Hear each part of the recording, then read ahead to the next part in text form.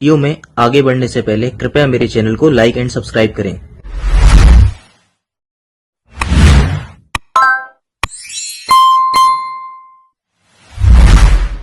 एक ही शहर में किसी क्लिनिक में हेयर ट्रांसप्लांट 50 से 60 हज़ार में हो रहा है और किसी क्लिनिक में 1 से 1.5 लाख में।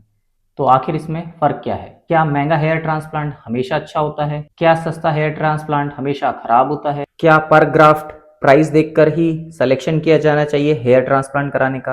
अगर आप हेयर ट्रांसप्लांट कराने की सोच रहे हैं तो ये वीडियो आपके लाखों रुपए बचा सकता है। बाल झड़ने से लेकर हेयर ट्रांसप्लांट तक की पूरी सच्चाई। अगर मैं ये कहूँ कि लाखों लोग आज अपना हेयर ट्रांसप्लांट सिर्फ फेल इसलिए करा लेते हैं क्योंकि उन्हें हेयर ट्रांसप्लांट की पूरी जानकारी ही नहीं है, तो क्या आप यकीन करेंगे? कुछ लोग लाखों रुपए खर्च कर देते हैं रिजल्ट के चक्कर में, पर फिर भी उनका हेयर ट्रांसप्लांट सक्सेस नहीं होता, और यदि सक्सेस होता है तो नेचुरल लुक नहीं रहता। किसी की हेयर लाइन अजीब दिखती है तो किसी की हेयर डेंसिटी कम होती है। कई लोगों को तो लगता है कि उनके बाल कुछ महीने बाद फिर से झड़ने लगे। देखिए, बाल सिर्फ बाल नहीं होते, वो आपका एक आत्मविश्वास होते हैं, वो आपकी पहचान होते हैं, और कई लोगों के लिए तो मुस्कुराने की वजह भी होते हैं। लेकिन जब यही बाल गिरने लगते हैं तो आदमी का चेहरा ही नहीं बदलता, उसका पूरा विश्वास भी बदल जाता है। क्या हेयर ट्रांसप्लांट इसका स्थायी समाधान है? क्या ये सुरक्षित है? क्या ये हर व्यक्ति के लिए सही है? आज हम इस वीडियो में हेयर ट्रांसप्लांट की पूरी सच्चाई, उसका पूरा ज्ञान और उसके बारे में एक एक बारीकी को इस वीडियो में हम समझते हैं। क्या हेयर ट्रांसप्लांट सच में लाइफ टाइम सोल्यूशन है? क्या ट्रांसप्लांट हेयर कभी नहीं झड़ते? क्या 20 साल की उम्र में हेयर ट्रांसप्लांट करवाना सही है? कितने ग्राफ्ट चाहिए? FUE सही है कि FUT सही है? PRP जरूरी है? क्या मिनॉक्सिडिल हेयर ट्रांसप्लांट के बाद लेना चाहिए? इन सवालों के जवाब आपको सारी सोशल मीडिया पर डिफरेंट तरह के मिलेंगे, लेकिन आज इस वीडियो में इन सारे सवालों का जवाब मैं साइंटिफिक तरीके से आपको बताऊंगा, वो भी आपकी भाषा हिंदी में और पूरे साइंटिफिक नॉलेज के साथ। मैं हूं doctor Anand Gautam, board certified plastic surgeon, cosmetic surgeon और हेयर ट्रांसप्लांट सर्जन, और आज हम बात करेंगे हेयर ट्रांसप्लांट की। अगर आप हेयर ट्रांसप्लांट या हेयर लॉस के बारे में सोच रहे हैं तो आप ये वीडियो पूरा देखिएगा, ये वीडियो आप ही के लिए है। आज मैं आपको बताऊंगा कि हेयर ग्राफ्ट की सबसे बड़ी सफलता का राज है प्रॉपर प्लानिंग, ना कि total count of graft. Video को अंत तक जरूर देखिएगा और ये वीडियो आपकी जिंदगी का सबसे अच्छा हेयर ट्रांसप्लांट का गाइड करने में आपकी हेल्प करेगा। सबसे पहले वीडियो चालू करने से पहले आप कमेंट में लिखिए आपकी उम्र क्या है और आपका हेयर फॉल कब से चालू हो रहा है, तो उसके हिसाब से मैं आपकी प्लानिंग हेयर ट्रांसप्लांट की आपको डायरेक्ट मैसेज करके आपको बता दूंगा। तो सबसे पहला जो क्वेश्चन आता है कि बाल आखिर झड़ते क्यों हैं। सबसे पहले हमको ये जानना जरूरी है कि बाल झड़ते क्यों हैं। जब तक हम उसकी पैथोफिजियोलॉजी या बाल झड़ने का असली कारण नहीं समझेंगे तब तक हम उसका इलाज नहीं कर सकते। तो ये सबसे इंपॉर्टेंट पार्ट होता है कि बाल आखिर झड़। से पहला और सबसे इंपॉर्टेंट कारण होता है जेनेटिक। जैसे आपके माता पिता, भाई बहन, दादा दादी या मामा मामी में अगर उनके हेयर फॉल हुए हैं और उनमें गंजापन है तो काफी ज्यादा चांसेस हैं कि आपको भी ये हेयर फॉल या गंजापन आ सकता है। दूसरा इंपॉर्टेंट रीजन होता है डाईहाइड्रोटेस्टोस्टेरोन हार्मोन। सामान्य हार्मोन होता है जो कि टेस्टोस्टेरोन से कन्वर्ट होके डाईहाइड्रोटेस्टोस्टेरोन बनता है, लेकिन जिन लोगों में इसकी जेनेटिक की वजह से सेंसिटिविटी ज्यादा हो जाती है उसके कारण कोई हेयर फॉल कराने लगता है। तो बेसिकली डाईहाइड्रोटेस्टोस्टेरोन के कारण हमारे हेयर फॉल काफी ज्यादा बढ़ जाता है। सबसे पहले हमारे बाल पतले होते हैं, फिर कमजोर होते हैं, फिर वो गिर जाते हैं और साथ ही साथ फिर नए हेयर फॉलिकल भी नहीं आते। रिस्पॉन्सिबल होता है टेस्टोस्टेरोन से डाईहाइड्रोटेस्टोस्टेरोन के कन्वर्शन में, वो होता है 5 अल्फा रिडक्टेस, और जो फिनेस्ट्राइड होता है वो इसी हार्मोन पे के कन्वर्शन को इनहिबिट करता है। एंजाइम 5 अल्फा रिडक्टेस को इनहिबिट करता है। भी बहुत सारे कारण हो सकते हैं, जैसे कि थायराइड डिजीज हो सकती है, एलोपेशिया एरिएटा हो सकता है, आपको फंगल डिजीज हो सकती है, आपको कोई वायरल डिजीज हो सकती है, ऑटो इम्यून डिफिशियंसी हो सकती है, विटामिन B12 की डिफिशियंसी, आयरन की डिफिशियंसी, मल्टीविटामिन की डिफिशियंसी। तो there are multiple reason to hair fall, पर मोस्ट इंपॉर्टेंट जो होते हैं वो होता है जेनेटिक्स एंड DHT हार्मोन की सेंसिटिविटी। जो अलग एक वैरायटी होती है वो होती है एलोपेशिया एरिएटा, जो कि मोस्टली हमारी बॉडी में ऑटो इम्यून डिजीज के कारण होती है। कई बार लाइफ में डिफरेंट टाइप के टेंशन आने की वजह से भी हमारा हेयर फॉल होता है। जैसे आपने समझा कि अब हेयर लॉस के बहुत सारे कारण होते हैं, इसीलिए जो हेयर फॉल का ट्रीटमेंट होता है वो सबके लिए एक जैसा नहीं होता। तो इसमें सबसे इंपॉर्टेंट होता है डायग्नोसिस करना इसका कारण को। सबसे पहले हम समझते हैं थोड़ा सा hair growth cycle. Hair growth की 4 फेज होती है, anagen, phase, catagen phase, telogen phase and resting phase. Anagen phase होती है वो सबसे इंपॉर्टेंट फेज होती है और मोस्टली 85 to 90% जो हेयर होते हैं हमारे वो इसी फेज में रहते हैं और यही ग्रोथ फेज होती है हमारी। कैटाजन फेज होती है बेसिकली ट्रांजिशन फेज होती है जो कि 2 से 3 हफ्ता के लिए होती है और इसमें बाल हमारे काफी ज्यादा निष्क्रिय या इनएडिक्वेट हो जाते हैं। टेलोजन फेज रेस्टिंग फेज होती है और एक्सोजन फेज जो होती है जिसमें हमारे सबसे ज्यादा बाल गिरते हैं और ये नए बाल आने के लिए के पहले की अवस्था होती है। नॉर्मली 50 से 100 बाल गिरना आपके लिए नॉर्मल माना जाता है, पर यदि 100 से ज्यादा बाल गिर रहे हैं या नए बाल आ नहीं रहे हैं, देखिए बाल गिरना तो एक नॉर्मल चीज है, लेकिन उसके रेशो में कंपैरिजन के नए हेयर नहीं आ रहे हैं तो आपका हेयर फॉल ज्यादा होने लगता है नए हेयर आने से और आपके गंजापन दिखने लगता है। तो ये चिंता का विषय है कि नए हेयर ना आना इंस्टेड ऑफ हेयर फॉल का ज्यादा होना। तो क्या हर हेयर फॉल का मतलब ही हेयर ट्रांसप्लांट होता है उसका सोल्यूशन? जी नहीं, मैं आपको एक्सप्लेन कर। हेयर ट्रांसप्लांट तभी किया जाता है जब आपका हेयर फॉलिकल डैमेज हो गया हो, निष्क्रिय हो गया हो और उसमें से कोई ग्रोथ नहीं आ रही है। यदि वो एक्टिव है लेकिन वो ग्रोथ नहीं कर पा रहा है तब हम उसका मेडिकल मैनेजमेंट जैसे पीआरपी, जीएफसी, एक्सोसोम थेरेपी या हेयर फॉलिकल्स की जो टेबलेट्स आती हैं उन सब से इसका ट्रीटमेंट करते हैं। हेयर ट्रांसप्लांट तभी किया जाता है जब आपका हेयर फॉलिकल डैमेज हो गया हो या निष्क्रिय हो गया हो और उससे कोई नया हेयर ना आया हो। तो ये सबसे इंपॉर्टेंट चीज होती है, ये समझने वाली बात होती है। मोस्टली इस चीज को रीजन को लोग समझते ही नहीं है और अपना हेयर ट्रांसप्लांट करा लेते हैं। इसलिए हेयर ट्रांसप्लांट पहला नहीं लेकिन सही समय पर सही चुनने वाला विकल्प है। याद रखिए सबसे अच्छा हेयर ट्रांसप्लांट वो होता है जो समय के साथ आपकी बीमारी के हिसाब से और जो कि नेचुरल दिखे और भविष्य में आपके हेयर फॉल को काउंट करते हुए किया जाए, वो सबसे अच्छा हेयर ट्रांसप्लांट होता है। एक क्लासिफिकेशन होता है कि आपके गंजेपन को असेस किया जाता है, वो क्या क्लासिफिकेशन होता है? नॉर्वुड क्लासिफिकेशन। नॉर्मल जो होता है क्लास 1 जिसमें सामान्य हेयर लाइन होती है आपकी। क्लास 2 में थोड़ा आगे के जो फ्रंटल हेयर के है वो बाल जाते हैं, डेट इज क्लास 3 जो होती है नॉर्वुड, उसमें आपकी हेयर लाइन का रिसेशन होने लगता है और दिखने लगती है कि आपकी हेयर लाइन रिसेस हो रही है। 4 में फ्रंट और क्राउन दोनों के हेयर काफी ज्यादा कम हो जाते हैं। 5 में दोनों हिस्से लगभग गायब हो चुके होते हैं बालों से और ये आपस में मिलते हुए दिखाई देने लगते हैं। इसमें complete frontal and crown hair loss हो जाता है और काफी ज्यादा 70% से ज्यादा आपका एरिया विजिबल होने लगता है। Class 7 is almost total hair loss. हर स्टेज में ग्राफ्ट की जरूरत, हेयर लाइन की प्लानिंग, भविष्य की योजना अलग अलग होती है, वो सबके लिए एक जैसी नहीं होती। एक ही संख्या की 5000 ग्राफ्ट लगाने हैं वो सभी के लिए समान नहीं हो सकती। अभी तक के वीडियो में हमने ये समझ लिया है कि बेसिकली हेयर साइकिल क्या होती है, हेयर फॉल का रीजन क्या होता है और गंजेपन या हेयर फॉल को कैसे ट्रांसप्लांट किया जाता है। अब हम अपने वीडियो के नेक्स्ट स्टेज में समझेंगे कि आइडियल हेयर ट्रांसप्लांटेशन के लिए कैंडिडेट कौन है, हेयर फॉलिकल या हेयर काउंट क्या होता है, डोनर एरिया क्या होता है, कहां से ग्राफ्ट लिए जाते हैं, ग्राफ्ट कैसे लगाए जाते हैं, हेयर लाइन का डिसीजन कैसे लिया जाता है, ग्राफ्ट की कैलकुलेशन की जाती है, ग्राफ्ट डेंसिटी की प्लानिंग कैसे की जाती है, हेयर लाइन की प्लानिंग कैसे की जाती है और कुछ प्री ऑपरेटिव टेस्ट क्या किए जाते हैं और सर्जरी प्लानिंग कैसे होती है। तो अब हम अपने वीडियो के नेक्स्ट सेक्शन में इसको समझेंगे। आदर्श कैंडिडेट होता है male pattern baldness, class 1 to class 6, sufficient amount of donor area, hair loss stable हो गया हो, normal physical and mental health. Next question है कि बेसिकली डोनर एरिया क्या होता है हेयर ट्रांसप्लांटेशन में। देखिए हेयर ट्रांसप्लांट का रिजल्ट काफी हद तक इस बात पर निर्भर करता है कि आपकी hair density and hair quality कैसी है। नॉर्मली जो डोनर एरिया होता है वो आपके पीछे का एरिया जो ऑक्सीपिटल रीजन कहलाता है और साइडवेज एरिया जो टेम्पोरल रीजन होता है, तो parieto temporal and occipital region जो होता है वो आपका सेफ डोनर एरिया होता है। रीजन इसका ये होता है कि ये दोनों जो एरिया होते हैं वो डाइहाइड्रोटेस्टोस्टेरोन के लिए कम सेंसिटिव होते हैं और काफी ज्यादा स्टेबल होते हैं ये हेयर फॉल में। अब डोनर एरिया का आकलन या मूल्यांकन कैसे किया जाता है? देखिए जो आदर्श प्लास्टिक सर्जन या हेयर ट्रांसप्लांट सर्जन होता है वो बहुत सारी चीजों को देखता है ट्रांसप्लांट करने से। ऐसा नहीं कि आप आए और आपने कहा आपको हेयर ट्रांसप्लांट कराना है और 2 दिन बाद आपका हेयर ट्रांसप्लांट करा देता है। वो पूरी तरह से आपको एग्जामिन करता है, एक एक डोनर एरिया को, एक एक रेसिपिएंट साइज को, आपकी फिजिकल, मेंटल और आपके जहां पर लगा रहे रेसिपिएंट एरिया, उसके बाद वो प्रॉपर प्लानिंग के बाद आपका हेयर ट्रांसप्लांट करता है। तो जो डोनर एरिया होता है उसका आकलन किया जाता है उसकी हेयर काउंट से, कितने हेयर है वहां पे, हेयर डेंसिटी से, हेयर की क्वालिटी से, कर्ली हेयर है कि नहीं है, कलर कंट्रास्ट से। इसलिए जो डोनर एरिया है वो आपका एक बैंक की तरह है। जैसे कि बैंक में एक लिमिटेड अमाउंट आप रखते हैं और उससे उतना ही अमाउंट निकाल सकते हैं जितनी उसकी लिमिट होती है, इसी तरह डोनर एरिया में भी इतने ही हेयर निकाल सकते हैं कि वहां पर भी आपको ऐसा ना लगे कि बाल्डनेस हो रही हो या वहां हेयर डेंसिटी बहुत कम हो जाए।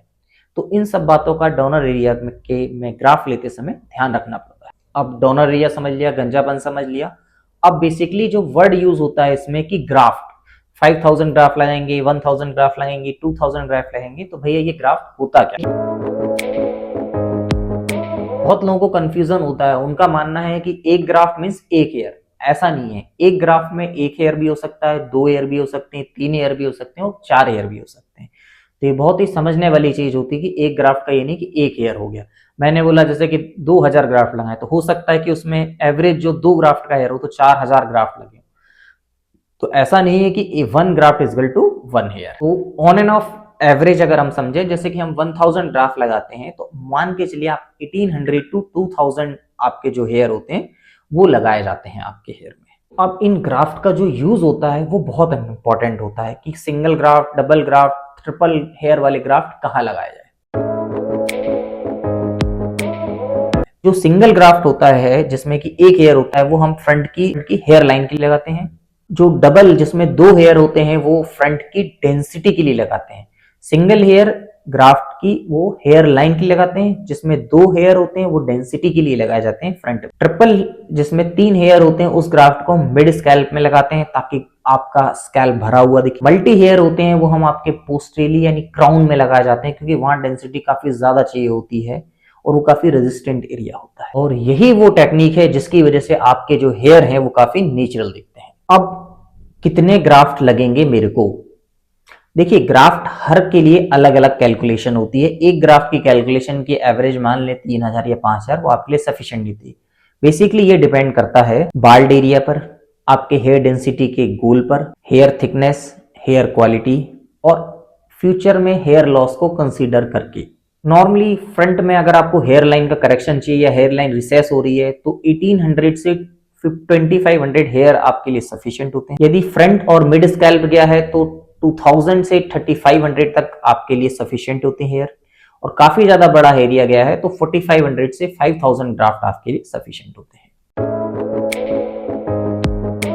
एक अच्छी नेचुरल हेयर लाइन ज्यादा इंपॉर्टेंट होती है काफी ज्यादा भरे हुए इर्रेगुलरली डेंस स्कैल्प से, और ये डिपेंड करती है आपकी एज के। ऐसा नहीं कि आप 40s में और आपकी 20 वाली हेयर लाइन दी जाए तो वो ऑब्वियस है कि बिल्कुल भी नेचुरल नहीं लगेगी। सेकंड डिपेंड करती है फेशियल की सिमेट्री पर। थर्ड होता है इसमें थोड़ा सा इर्रेगुलर पैटर्न रखना होता है, स्ट्रेट हेयर नहीं रखे जाते हैं इसमें, इर्रेगुलर लाइन बनाई जाती है आपकी ताकि नेचुरल लुक आए। भविष्य के जो हेयर लॉस होने के चांसेस रहते हैं उसको प्लान में रख के आपकी हेयर लाइन को डिजाइन किया।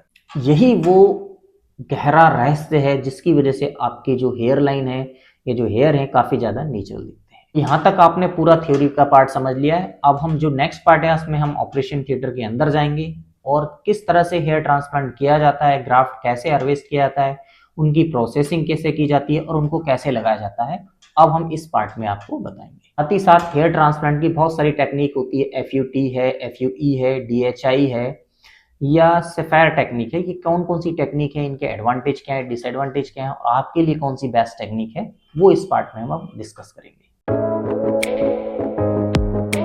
बहुत सारे मन में लोगों के क्वेश्चन आते हैं, क्या इसमें बहुत ज्यादा दर्द होता है, क्या रोबोट हमारा हेयर निकालता है और फिर रोबोट ही हमारा हेयर ट्रांसप्लांट करता है, और सबसे बड़ा सवाल कि कौन सी टेक्निक हमारे लिए इंपॉर्टेंट है या कौन सी टेक्निक हमारे लिए ज्यादा सक्सेसफुल रिजल्ट देगी। तो चलिए स्टेप बाय स्टेप मैं आपको बताता हूँ। ये सारे क्वेश्चन जो अभी आपके मन में आते हैं उन सब का निराधार करता हूँ मैं।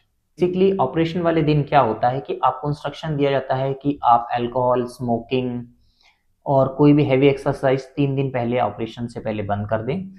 नॉर्मल स्लीप लेके आए 8 आवर की, और नॉर्मल हल्का सा ब्रेकफास्ट करके आए। जैसे ही आप आते हैं तो सबसे पहले आपका पेपर वर्क होता है, आपकी कंसेंट ली जाती है, जो इन्वेस्टिगेशन आपको दी गई होगी वो चेक की जाती है, कोई एबनॉर्मिटी तो नहीं है। आपका कंसेंट लिया जाता है, आपको प्रॉपर प्रोसीजर को एक्सप्लेन किया जाता है, आपकी हेयर लाइन की मार्किंग की जाती है, आपके डोनर एरिया को असेस किया जाता है और आपके जो पुराने हेयर हैं उनकी ट्रिमिंग की जाती है। तो इसमें जो हेयर लाइन की मार्किंग होती है और जो फोटोग्राफ्स लिए जाते हैं वो बेसिकली इसलिए नहीं होते कि हमें हेयर लाइन क्या दिखनी है, वो और हमारे रिजल्ट को असेस करने के साथ साथ वो नेचुरल दिख रही है कि नहीं दिख रही है हेयर लाइन, उसके असेस करने के लिए आपके फोटो वगैरह भी लिए जाते हैं। तो अब सबसे पहले इंपॉर्टेंट होता है हेयर लाइन की मार्किंग। ये सबसे इंपॉर्टेंट पार्ट होता है हेयर लाइन की मार्किंग की। बहुत सारा रिजल्ट आपका और जो नेचुरल दिखेगी आपका हेयर ट्रांसप्लांट वो सिर्फ इसी पर डिपेंड करता है कि आपकी मार्किंग कैसी हुई। सो हेयर लाइन बनाते समय आपको किन बातों का ध्यान रखना है? सबसे इंपॉर्टेंट होता है एज, सेकेंड आपका फेस का शेप, फोरहेड की height, existing hair, future hair loss and facial symmetry. इन सब बातों को ध्यान में रखते हुए आपके फेस के हेयर लाइन की मार्किंग की जाती है। इसमें जो गोल्डन रूल होता है कि जो नेचुरल हेयर लाइन होती है वो कभी भी स्केल से खींची हुई सीधी नहीं होती है, वो हमेशा इरेगुलर होती है। याद रखिए, सर्जरी सिर्फ एक दिन की होती है लेकिन जो इसका रिजल्ट है वो सालों तक चलता है। इसलिए हेयर मार्किंग सबसे इंपॉर्टेंट होती है कि आपका नेचुरल हेयर ट्रांसप्लांट के बाद आपके हेयर नेचुरल दिखे। सेकेंड इसमें जो होती है वो उसमें हेयर की ट्रिमिंग की जाती है। हेयर ट्रांसप्लांट में आपको पूरे हेयर है ना ट्रिम कर दिया जाता है। डोनर एरिया के जो हेयर होते हैं वो ट्रिम कर दिए जाते हैं और रिसिपिएंट एरिया के जो हेयर होते हैं वो पूरे हटा दिए जाते हैं वहाँ से। इसके बाद आपका लोकल एनेस्थीसिया की सेंसिटिविटी की जाती है, आपको प्रोसीजर एक्सप्लेन किया जाता है और उसके बाद सबसे पहले क्या करते हैं कि आगे जो वहाँ पर रेसिपिएंट एरिया होता है वहाँ पर लोकल इंजेक्शन से या लोकल से आपको दे दिया जाता है ताकि आपको दर्द ना हो। इसमें थोड़ा सा नमनेस क्रीम भी साथ में लगा दी जाती है ताकि आपको पेन ना हो। आजकल के जो लोकल एनेस्थेटिक एजेंट आ रहे हैं, जो नमनेस क्रीम आ रही है, उसमें आपको इनिशियली थोड़ा सा दर्द या पेन का पता चलता है लेकिन एक बार जब उसका इफेक्ट आ जाता है तो आपको बिल्कुल भी दर्द नहीं होता है। हेयर ट्रांसप्लांट केवल ग्राफ्ट लगाने की प्रक्रिया नहीं है, ये फेशियल सर्जरी, यह plastic surgery, facial aesthetic, facial की बायोलॉजी एंड वुंड हीलिंग की एक नेचुरल समायोजन वाली प्रक्रिया है।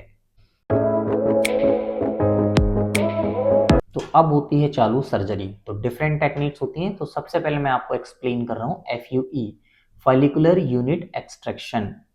सबसे कॉमनेस्ट और सबसे ज़्यादा इंपॉर्टेंट और सबसे ज़्यादा यूज होने वाली मेथड है ये फॉलिकुलर यूनिट एक्सट्रैक्शन। बेसिकली इसमें क्या करते हैं कि छोटे छोटे पंच से आपके जो पीछे ऑक्सीपिटल एरिया में होते हैं वहां से आपके एक एक सिंगल हेयर फॉलिकुलर यूनिट ली जाती है, जिसमें कि एक बाल भी हो सकते हैं, दो बाल भी हो सकते हैं, तीन बाल भी हो सकते हैं और चार बाल भी हो सकते हैं। तो वो एक ग्राफ्ट कहलाता है, आपका हेयर ग्राफ्ट। तो सबसे पहले क्या करते हैं कि पंच जो होता है उसको आपके हेयर फॉलिकल के ऊपर लगाते हैं, प्रेशर देते हैं, जिसकी वजह से हेयर फॉलिकल की जो रूट होती है वो लूज हो जाती है। फिर फॉर्सेप की सहायता से उस रूट फॉलिकल को निकाला जाता है और उसको एक कोल्ड सलाइन में रख दिया जाता है आगे के प्रोसेस के लिए। जो सेकंड मेथड होती है वो होती है फॉलिकुलर यूनिट ट्रांसप्लांटेशन। तो इस वाली यूनिट में क्या करते हैं, हम स्किन की स्ट्रिप निकाल लेते हैं। तो बेसिकली 3x3 या 4x4 सेंटीमीटर के पीछे से एक बड़ी सी स्किन स्ट्रैप निकाल ली जाती है। फिर उस स्किन स्ट्रैप को काट के अलग कर लेते हैं और उसमें से एक एक हेयर फॉलिकल को फिर बाद में अलग किया जाता है। तो इसमें डिसएडवांटेज क्या होता है कि एक साथ इतनी सारी यूनिट आ जाती है। दूसरा, हेयर का जो स्कैल्प होता है उसका वॉल्यूम कम हो जाता है। थर्ड, वहां पर स्टिच लगते हैं जिसकी वजह से स्कारिंग हो सकती है और कई बार वहां पर जहां पर सूचल लाइन होती है वहां पर हेयर नहीं आते तो एक अलग सी बाल्डनेस दिखाई देती है। तो ये मेथड अब आजकल यूज नहीं की जाती है क्योंकि इससे अच्छे रिजल्ट FUE यूनिट के हैं, जिसमें कि सिंगल एक एक पंच से एक एक हेयर फॉलिकल को निकाला जाता है और उसको साथ ही साथ अपन लगा भी सकते हैं। तो जो ट्रांजिशन टाइम होता है वो भी बहुत कम होता है और उसके रिजल्ट ज्यादा अच्छे हैं FUE में। थर्ड जो मेथड होती है वो DHI, डायरेक्ट हेयर इम्प्लांटेशन। इसमें क्या करते हैं कि मशीनी की सहायता से इसमें से हेयर फॉलिकल को निकालते हैं, उसके बाद उसको दूसरे पेन में लोड करके उसको जहां पर डोनर एरिया होता है उसमें पेन से लगा दिए जाते हैं। देखिए, समझने वाली बात यह है कि मेथड कोई भी हो इसमें, लेकिन एक्सट्रैक्शन की मेथड तो पंच से ही होती है। जो ग्राफ्ट निकाले जाते हैं वो पंच से ही निकाले जाते हैं, उनको लगाने की टेक्निक डिफरेंट होती है। जैसे FUE में हम एक एक नीडल से हेयर उसमें होल बनाते हैं और फिर फॉलिकल अपना जो फॉर्सेप की वजह से एक एक फॉर्सेप से उसको हेयर को ट्रांसफर करते हैं डोनर एरिया में। जबकि जो DHI टेक्निक में होते हैं उसमें हम पेन का यूज करते हैं, हेयर फॉलिकल को पेन में लोड किया जाता है, वही पेन आपके में होल भी बनाता है और वो डायरेक्ट इम्प्लांट कर देता है। इसमें नीडल से होल करने की जरूरत नहीं पड़ती है। पर इसका डिसएडवांटेज क्या होता है कि जब हम पेन से पंच करते हैं तो कई बार प्रेशर की वजह से जो आपका हेयर रूट हमने अंदर लगाया है, जो ग्राफ्ट लगाया है, वो बाहर आ जाता है। तो उसमें लॉस के चांसेस ज़्यादा होते हैं, जबकि जो डायरेक्ट टेक्निक एफयूए में होती है जिसमें पंच से नीडल की सहायता से होल करते हैं, हम एक एक हेयर फॉलिकल को अपने हाथ से खुद लगाते हैं माइक्रोस्कोप में, उसके रिजल्ट ज़्यादा अच्छे होते हैं। जो तीसरी मेथड होती है सफायर टेक्निक, उसमें भी हेयर फॉलिकल का जो ग्राफ निकाले जाते हैं वो तो एफयू टेक्निक की तरह पंच से निकाले जाते हैं, पर उसमें जो ग्राफ लगाने के लिए होल बनाए जाते हैं वो सफायर नाइफ से बनाए जाते हैं और उसके बाद फॉरसेप की वजह से उसमें हेयर लगाए जाते हैं। देख सकते हैं आप कितनी सारी टेक्निक्स हैं, कोई भी है, लेकिन सबसे जो बेस्ट और कभी कॉमनेस्ट यूज हो रही है वो हो रही है एफयूई यूनिट यानी फॉलिकुलर यूनिट एक्सट्रैक्शन मेथड। कोई भी हो, लेकिन जो इसमें सबसे इंपॉर्टेंट होता है आपका सर्जन, जिसके पास इतना नॉलेज हो, जो ये सब चीजों को समझ सके, हेयर लाइन की प्लानिंग में, ग्राफ्ट के एक्सट्रैक्शन में, ग्राफ्ट के लगाने में, हेयर लाइन की नेचुरल लुक लाने में। मेथड कोई भी हो सकती है, लेकिन जो सबसे इंपॉर्टेंट होता है वो आपका सर्जन।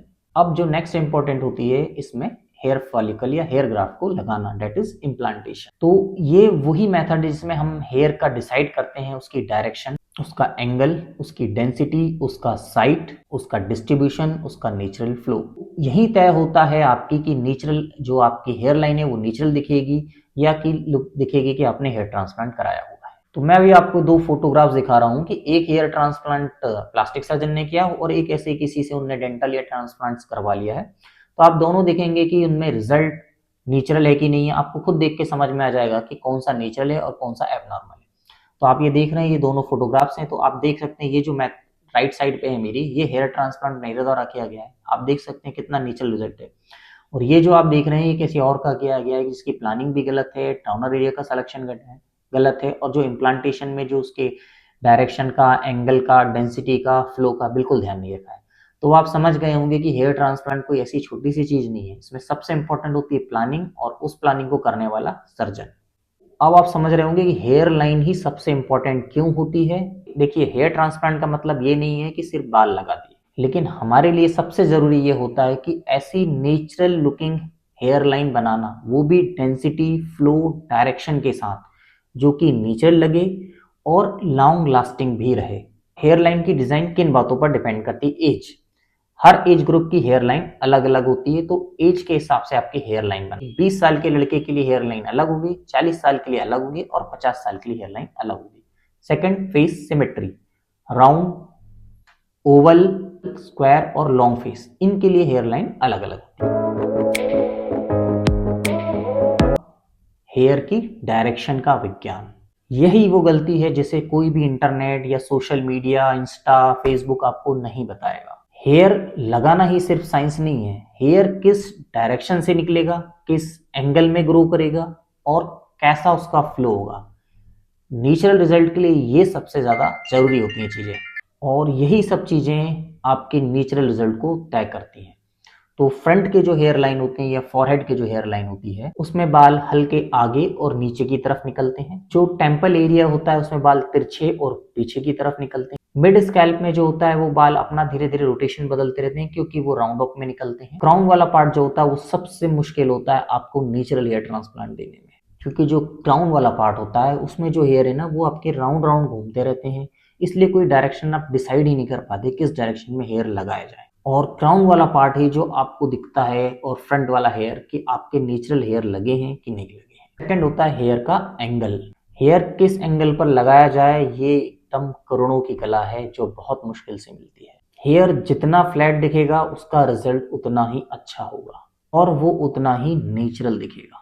अगर हेयर सीधे ऊपर की तरफ खड़े हो जाएं या ऊपर की तरफ निकले तो ऐसा लगेगा जैसे ब्रश होता है अपना पेंट वाला ब्रश, वैसे निकले हुए दिखाई देंगे, या करंट लगने के बाद जो हेयर खड़े हो जाते हैं वैसे हेयर दिखेंगे। जो फ्रंट की हेयर लाइन होती है बहुत ही लो एंगल पे लगाई जाती है, 10 से 15 डिग्री पे, क्योंकि वहां के हेयर थोड़े फ्लैट और आगे की तरफ झुके हुए होते हैं। मिड स्कैल्प में थोड़ा सा एंगल बढ़ा लेते हैं, 30 से 50% के एंगल पे रखते हैं उसे, और जो क्राउन एरिया होता है उसमें हम सर्कुलर पैटर्न में हेयर लगाते हैं। नेक्स्ट इंपॉर्टेंट है इसमें डेंसिटी की प्लानिंग। सब लोगों का क्वेश्चन यही होता है भैया कि कैसी डेंसिटी आएगी, और हमको बहुत ज्यादा डेंसिटी चाहिए, लेकिन फुल डेंसिटी का आखिर मतलब क्या होता है? नॉर्मल जो हमारी स्कैल्प की हेयर डेंसिटी होती है वो होती है 70 to 100 फॉलिकुलर यूनिट पर सेंटीमीटर स्क्वायर एरिया में। थोड़ा बहुत व्यक्ति की एज या उम्र के हिसाब से इसमें अंतर आ सकता है। हमारे हिसाब से जो डेंसिटी नॉर्मल होती है वो इतनी होती है कि आपकी जो हेयर लाइन है, जो आपके हेयर लगाए गए हैं, वो नेचुरल दिखे और सफिशिएंट फिल्ड अमाउंट में आपका हेयर स्कैल्प दिखे। ना कि आप चाहे के हिसाब से कि बहुत ज़्यादा बाल दिखें, वो गलत होता है। बेसिकली सर्जन की कॉस्मेटिक डेंसिटी क्या होती है? ये वो डेंसिटी होती है जिसमें आपके हेयर दिखने में नेचुरल लुक लगे और आपका स्कैल्प भरा भरा दिखाई दे। सो ग्राफ्ट लगाने की जो प्लानिंग होती है वो सबसे पहले फ्रंट में हेयर लाइन लगाए जाते हैं आपकी हेयर लाइन को देने के लिए, उसके बाद मिड स्कैल्प में लगाए जाते हैं और सबसे आखिर में क्राउन में आपके हेयर लगाए जाते हैं, क्योंकि वहां पर आपको सर्कुलर पैटर्न देना पड़ता है। फ्रंट और मिड में थोड़ी सी डेंसिटी ज़्यादा रखी जाती है, जबकि क्राउन में थोड़ा सा डेंसिटी कम रख सकते हैं। याद रखिए, हेयर ट्रांसप्लांट का मतलब सिर्फ बाल गवाना नहीं है, बल्कि ऐसा नेचुरल लुक देना है आपको कि आपके हेयर बिल्कुल नेचुरल और फिल्ड लाइक डेंसिटी लाइक लगे और किसी को ये ना पता लगे कि आपका हेयर ट्रांसप्लांट हुआ है। वो एक अच्छे हेयर ट्रांसप्लांट सर्जन की स्पेशलिटी होती है। रिकवरी टाइम में हमको क्या करना होता है? देखिए, जैसे ही हेयर ट्रांसप्लांट हो जाता है तो आपको उसके बारे में आपकी पूरी प्रिकॉशन बताई जाती है, कैसे नहाना है, कैसे करना है, पूरी गाइडलाइन आपको दी जाती है इसमें। तो उसके बाद जो आपका डोनर एरिया होता है उसकी ड्रेसिंग कर दी जाती है और जो रिसिपिएंट एरिया होता है उसको हम कोशिश करते हैं कि सर्जिकल कैप से उसको कवर कर देते हैं। तो शुरुआत के 24 से 48 आवर में आपको हल्का सा दर्द हो सकता है, आपको थोड़ी बहुत स्वेलिंग हो सकती है फेस पर, लेकिन घबराना नहीं है। आपको पेन किलर लेना है, एंटीबायोटिक लेना है और आपको उस दिन सिर्फ आराम करना है फर्स्ट 24 आवर में। नेक्स्ट 48 आवर से 72 आवर में हो सकता है कि आपको थोड़ा सा ईचिंग हो, आपको थोड़े से ब्लड क्लॉट दिखें और थोड़े बहुत रेसिपिएंट एरिया पे आपको स्कैब दिख सकते हैं।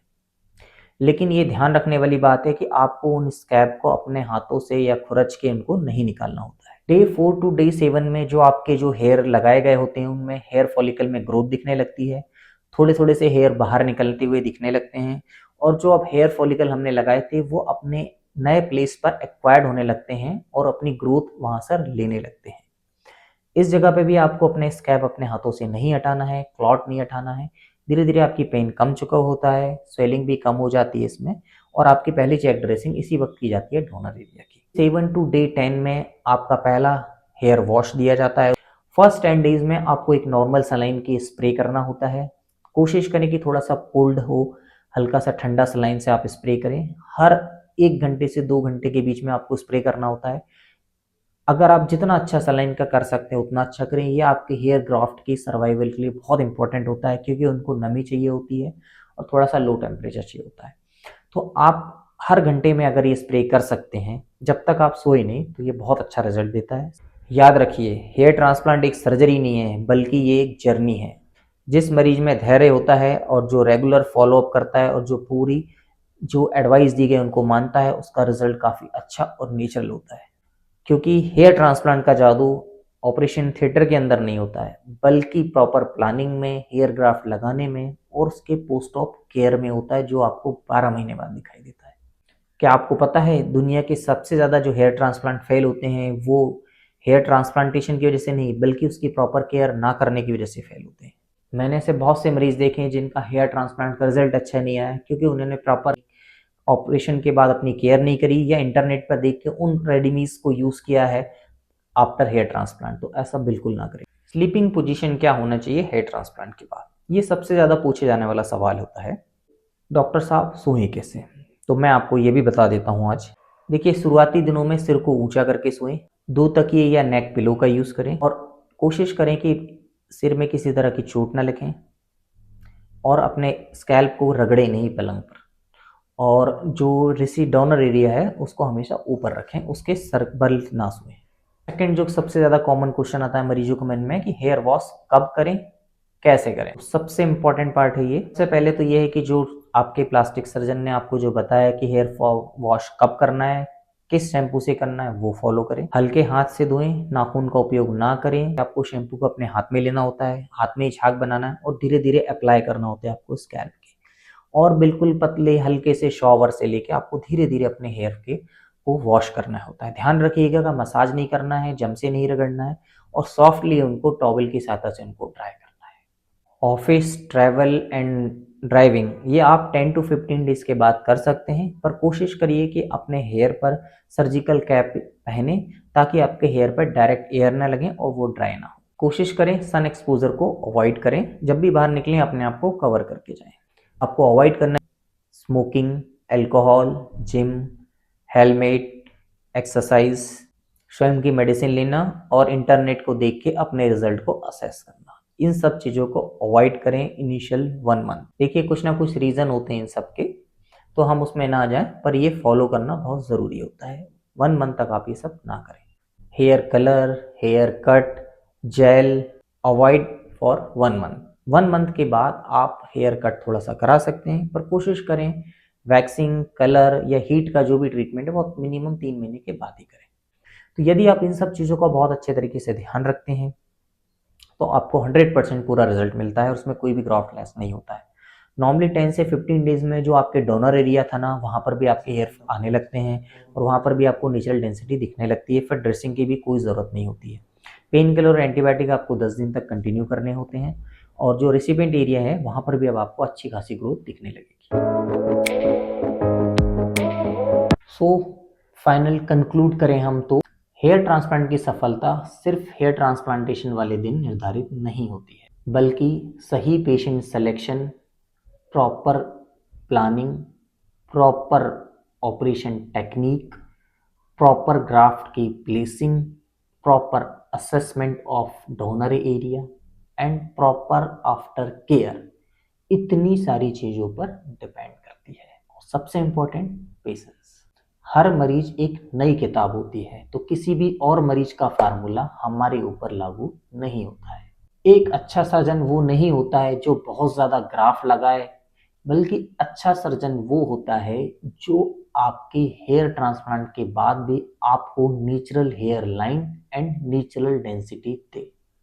बाल सिर्फ आपकी खूबसूरती को नहीं बढ़ाते, वो आपके कॉन्फिडेंस का भी बहुत ज़्यादा पार्ट होते हैं। इसलिए याद रखिए, सही इलाज सही जानकारी से स्टार्ट होता है। और उम्मीद है कि जो इस वीडियो में मैंने आपको जो जानकारी दी है वो आप तलाश रहे थे उसी जानकारी को। हेयर ट्रांसप्लांट एक मेडिकल प्रक्रिया है, ये कोई जादू नहीं है। सही प्लानिंग, सही सर्जन, सही टेक्निक, सही केयर, यही सफलता का राज है। इसलिए हेयर ट्रांसप्लांटेशन करवाते वक्त सही निर्णय लें, विवेक से निर्णय लें और सही चुनाव करें। मैं हूं doctor Anand Gautam, board certified plastic surgeon, cosmetic surgeon और हेयर ट्रांसप्लांट सर्जन। अगर आपको ये मेरी हेयर ट्रांसप्लांट पर मास्टर क्लास अच्छी लगी हो तो इसको लाइक करें, अपने दोस्तों के साथ इसको शेयर करें, मेरे चैनल को सब्सक्राइब करें, बेल आइकन को दबाएं और ज़्यादा से ज़्यादा लोगों को शेयर करें इस वीडियो को। आपका एक शेयर और एक लाइक हो सकता है कि बहुत सारे लोगों का हेयर ट्रांसप्लांटेशन अच्छा कर दे। धन्यवाद। अपना ध्यान रखिए, स्वस्थ रहिए, जागरूक रहिए और हमेशा साइंस पर भरोसा कीजिए। मिलते हैं अगली मास्टर क्लास में। Thank you.